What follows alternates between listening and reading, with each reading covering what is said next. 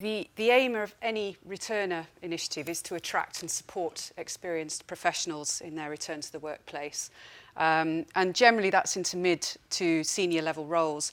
And the roadmap exercise highlighted 3 key areas of activity. So we have the formal returner programs or returnships at the top.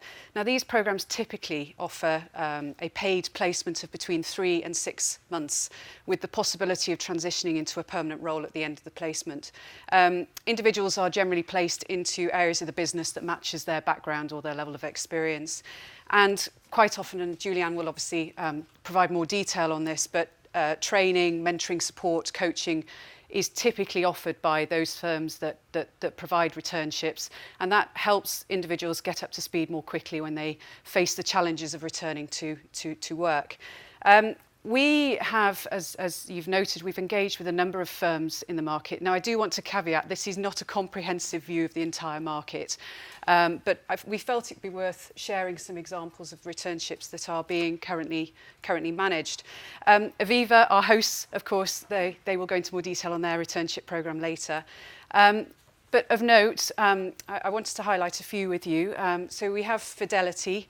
Now, interestingly, they first launched a programme in January 17 and have since hired somewhere in the region of 16 career returners.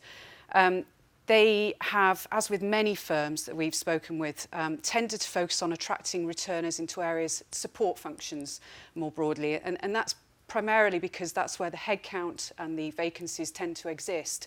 That's, as such, they tended to have hired into operations, technology, change. They have had a dedicated returnship that's focused on the technology sector. And of note, actually, they also ran or offered an opportunity within the investments function that I know Aviva are also quite active in this space. And they commented that they received a very strong or high calibre of applicants in the investment space. So it's worthy of note.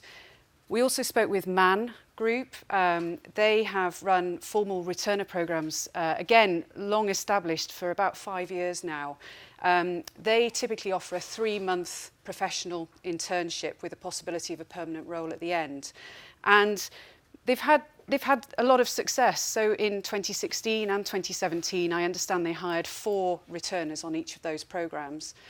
And indeed, going forward, they're now looking to expand